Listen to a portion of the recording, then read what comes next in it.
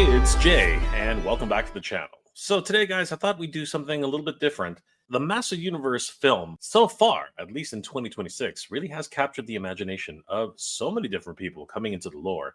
As a matter of fact, I think that a lot of people are experiencing Master Universe for the very first time. And I thought it might be helpful for people to try to understand some of the actual characters that are going to be in the film. So I thought that we'd start this brand new series of identifying some of the characters in the movie and taking a quick look at some of their perceived lore, at least as in so much as it relates to the actual film itself. As we know, Master Universe spans decades. And to go through the entire history of Master Universe would take quite a long time. But considering that the movie has captured so much attention, I think we should definitely take a look at what we know at the first character in this roster, at Adam Glenn, better known as Prince Adam, and his alter ego, He-Man, the most powerful man in the universe. We already know that the lead principal character of Adam Glenn is being played by Nicholas Galitzine. For myself and other fans of Master Universe, probably wasn't expecting someone like Nicholas, a very young man who obviously has his own roster of films behind his belt. He is well known for Purple Hearts, starring Sophia Carson, as well as Red, White, and Royal Blue, an Amazon original starring Nicholas and Taylor Perez, as well as The Idea of You, which is actually the first time I started noticing Nicholas, as he played opposite Anne Hathaway in this film. But he's also been well known for other films, including Sky's original Mary and George, which stars Tony Curran and Julianne Moore. When he was first announced as playing He-Man, I've got to tell you, it was kind of a shock for most of us. I'll be perfectly honest with you. I was not expecting Nicholas Galitzine, of all people, to be playing the most powerful man in the universe. As other actors, including Noah Centineo and Kyle Allen, were once upon a time selected as the possible He-Man actor. I will say that playing Prince Adam, or Adam Glenn, seemed more of a realistic take for Nicholas Galitzine. And I think it was many people's opinion, including myself, that He-Man would probably be done perhaps in CGI, perhaps with another figure. I think a lot of people were expecting a different actor for He-Man. But as it turns out, Nicholas was actually tasked to get into shape for He-Man, and many comparisons were being made between Nicholas Galitzine and Dolph Lundgren, who originally portrayed the most powerful man in the universe in the 1987 feature film. Saying that these two are complete opposites in their overall physique would be pretty obvious.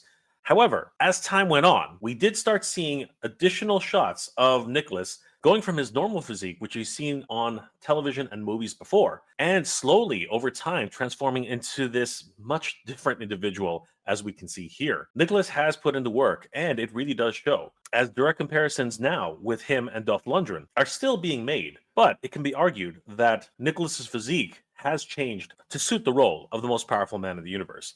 As a matter of fact, Hemania.com has reported that, according to Travis Knight, who is quoted as saying, "I wasn't looking for a body, I was looking for a soul." Director Travis Knight and Nicholas Galitzine talk Master Universe in the upcoming Empire magazine, due to release on February 26th. And that seems to be the prevailing attitude right now, that Adam Glenn's performance is actually based more off of attitude and personality versus just a big, huge body and presence on screen. But then we come down to the idea, who is Adam Glenn, Prince Adam of the Masters Universe? Touching briefly on the actual toys themselves and the lore of Prince Adam from Mattel, according to He-Man.fandom.com, the Grayskull wiki, Prince Adam was first introduced in the DC Comics run of Masters Universe with the title From Eternia with Death. And it was the first Masters of the Universe story published by DC Comics, with the lead feature in DC Comics Presents number 47 in July of 1982. According to the wiki Grayskull, this is the first appearance of Prince Adam's identity, as previously he was He-Man and was depicted as a full-time hero. And as a side note, thanks to Battleground blog, we can actually see one of the pages depicting Prince Adam and how his first appearance was actually quite shocking, as he already appeared to have super strength, being able to lift not only a attack dummy, but also taking a barbell and actually twisting it into knots. It is later revealed that Prince Adam is nowhere near as powerful as He-Man, and that the only way he can transform into He-Man is to actually go into the Cavern of Power, where the sorceress changes him from Prince Adam into He-Man, the most powerful man of the universe. But as many He-Man fans already know, Prince Adam would go through many changes throughout the media, from mini comics to DC Comics, and finally through the Filmation series, where Prince Adam truly made his mark on kids all over the world. Here, Prince Adam famously has his transformation sequence, where he first transforms from Prince Adam into He-Man with those famous words, "By the power of Grayskull."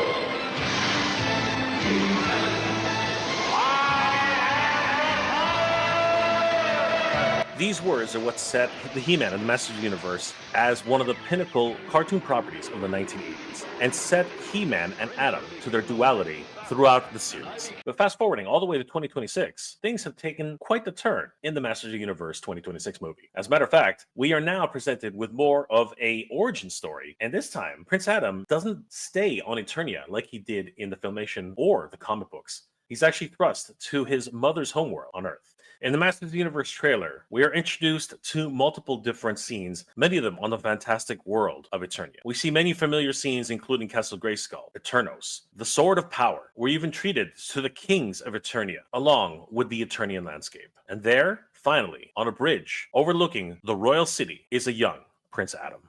This is our first look at Prince Adam and really gives us a glimpse into the idea of where this film is heading. We don't know much about Adam at this point, but we do know that he is maybe 10 or 12 years old. And to me, it would seem that he's far too young to be concerned about any major issues happening on the world of Eternia, whether they be geopolitical or even any matters of state or military concerns. And it would seem that Adam's childhood was one of trauma, as we see flashbacks of Eternos being attacked and under siege by some unknown force seeking to take over this land. It's at this point that we see for the first time Adam's mother, Queen Marlena, whose history we will dive into later. But it's important to note that she is not an Eternian. She's actually a Terran from Earth. And what we can gather from this small clip, Eternos is under siege, and Adam as a young child looks to his mother, who has a very difficult decision to make about the future for not only herself, but for the people of Eternia, and more importantly, for the fate of her son Adam. As we see the royal guard preparing to defend the royal keep and the city of Eternos, the siege rages on, as the royal family appears to have abandoned the battle and moving towards what appears to be a meeting place between the kings of Eternia, the Council of Elders, and of course, the Sorceress of Grayskull. But once we cut away from this scene, we see the only two people running towards Castle Grayskull are Queen Marlena and Prince Adam,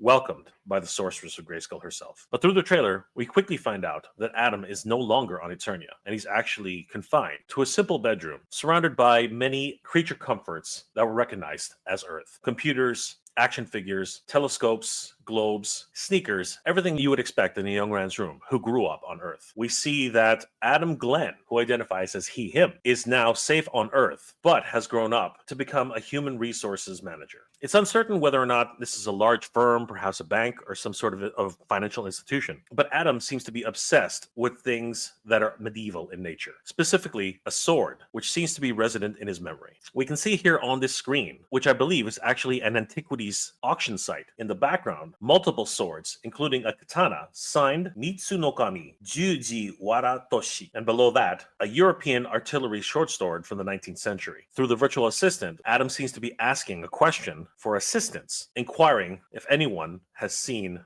this particular sword. It's evident that Adam has been searching for this particular sword for quite some time. In fact, going back to his room, we can actually see multiple depictions of sword illustrations that he's made over the years. So he's been obsessing over this sword ever since he arrived on Earth. In the next sequence, we see Adam's phone buzzing with a simple phrase, "I found your sword." And this, of course, leaves Adam to go on a quest, and it happens to be in a comic book store, filled with toys and collectibles in the hands of a giant barbarian statue, probably overwhelmed with the idea that he's finally found the item he's been searching for decades. Adam's inner thoughts just take over, and he tries to take the sword. When questioned what he's doing, he literally tells one of the salespeople that the sword actually belongs to him. This sets up the entire story of the Masters of the Universe film as we know it. And this is the premise of the Masters of the Universe film in 2026. It is the origin story of Prince Adam, who has been whisked away from the planet Eternia at the tender age of 10, perhaps 12. And he's been taken from this world where he's grown up and transplanted into another world entirely. One which is not so unfamiliar, probably from the stories of his mother, who was a Terran on Earth, Marlena Glenn, and has now actually had to assume her identity in the family as Adam Glenn, her son. It will be interesting to discover where he lands on Earth and who he actually ends up staying with. And I have some predictions that he actually is staying with his grandparents, the parents of his mother, Marlena Glenn. they're probably the ones who end up raising him, as it doesn't seem like he's, been in an orphanage or anything like that. It really does appear as if he's grown up properly and become a fine, upstanding young gentleman in the society of Earth.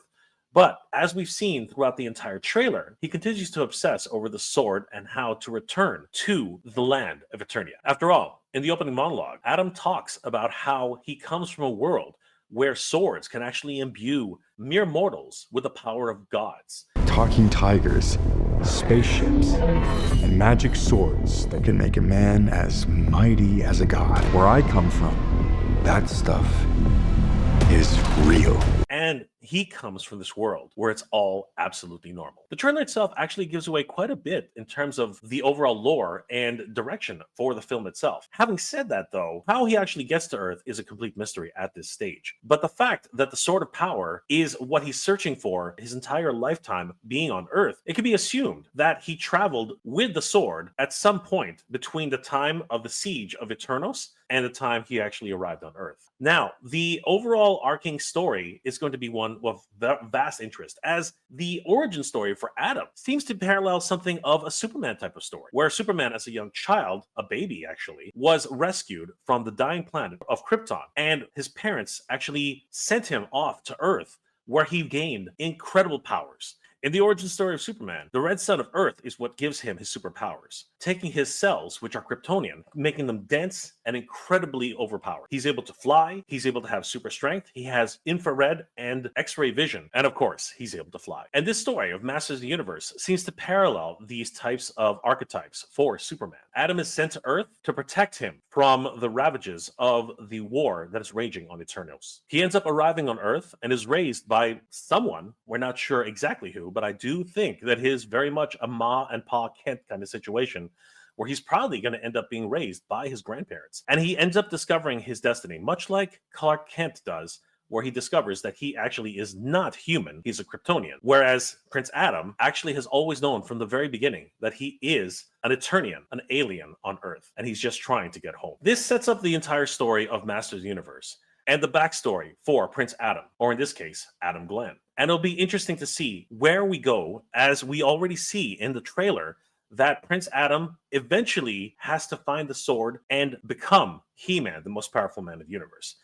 How he realizes that he has a destiny as He-Man is something that we have to discover throughout the film. But throughout the film, we already have seen his transformation sequence, which a lot of fans have already said might be giving away a little bit too much, as that should have been one of the bigger surprises. As in the 1987 movie, we had to wait a very long time before we saw Dolph Lundgren raise the sword aloft and declare those magical words.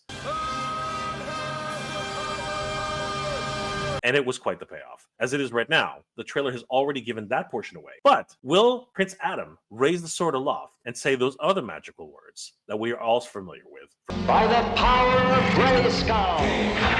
It remains to be seen. It also is going to be interesting to find out the relationship that he has with other characters while he is on Eternia. Will he have a relationship with Teela, who has now become the captain of the guard? As we know, in the original tales, he grew up with Teela as a young boy. Will he have a relationship with Cringer, his pet tiger, who we have seen in the trailer itself? And will he have a relationship with Orko, a true mysterious character who many people have now started claiming is 100% in the movie, but we still haven't seen any evidence of that proper. And how would that exactly work into the story? I imagine if we do see Orko with Prince Adam as a young child, that really would lend itself well to an introduction for Orko. And then the looming question remains, where is King Randor, the father of Prince Adam? After all, it does appear in this trailer that he is running with his family towards Castle Grayskull and at least reaches the meeting ground of kings, the elders, and the sorceress. But what happens afterwards? As the only ones we see running towards the castle gates are Prince Adam, Queen Marlena, and the sorceress. For now, guys, that's all we know about Prince Adam in this story, as revealed through the trailers. I wonder if they'll take a deeper dive into Prince Adam's backstory. Perhaps we'll see a young Adam, and perhaps we'll see a young Teela. Maybe we'll even see Orko. It'll be amazing to see those little appearances and little cameos. And who knows, we might even see a young scaredy cat Cringer. But for now, we know for a fact that Adam will travel to Earth and assume the identity of Adam Glenn. And I can't wait to see what happens as his adventures continue to unfold and how he actually discovers where the sword is, and who leads him to that final fateful meeting with the Sword of Power. Guys, this is a very interesting tale for the Master Universe as the movie will continue to unfold in 2026, leading up to the final release date on June 5th, which is not too long away, and we are so excited about this release. I, for one, am going to be there day one. I cannot wait to see this incredible film when it finally lands in theaters here in North America as well as around the world. Let me know your thoughts in the comment section below, guys. What are your thoughts that Adam is now having a completely different origin story than has been depicted in multiple different media, including the comics, the Filmation series, and as well as canonical introductions for all the different animations from the Filmation series, the New Adventures series, the 2000X series, as well as Revelation and Revolution, even the Netflix CG series, where he's depicted as a young prince who was lost, but still remains on Eternia proper. Let me know your comments in the comment section below, guys. Are you as fascinated as I am that now this is turning into somewhat of a Superman origin story, being sent away from his home planet all the way to Earth and raised by maybe not strangers, but it remains to be seen who he's ended up being raised by. And are you as fascinated as I am that Nicholas Galitzine was the one who ultimately was chosen to play He-Man and finally got to play the role, as other prominent actors including Noah Centineo and Kyle Allen were once considered for the role of He-Man and Prince Adam. But unfortunately, due to time constraints and, of course, the pandemic at the time, they unfortunately had to bow out. And now, in 2026, Nicholas Galitzine has finally donned the mantle of the most powerful man in the universe. Let me know those comments in the comment section below, guys. I'm planning on doing a deeper dive into multiple other characters, including, of course, Queen Marlena, her history as a character, King Randor, Tila, Man-at-Arms, and of course, eventually reaching Skeletor, the Lord of Destruction. And I hope you guys will join me for those episodes. I'm hoping to post at least one of these episodes every week, leading up to the launch of the Masters of the Universe movie, as I think many of us who are just now being introduced into the Master Universe lore could use a little bit of a history for Master Universe characters and what they mean for this particular franchise. What character should I cover next for this Master Universe movie lore character studies? And who is your favorite character in Master Universe if you're already a fan? And if you're not a current fan of the Master Universe and are just curious about who these people are in this movie, which of the characters have you already seen on screen that you'd like to learn more about? Leave those comments in the comment section below, guys. If you enjoyed this episode, guys, please do leave me a like. It really does help me out. And consider subscribing to the channel. I hope you're all doing well, staying safe. And as always, everybody, thank you very much for watching. Good journey, everyone. Geek proud.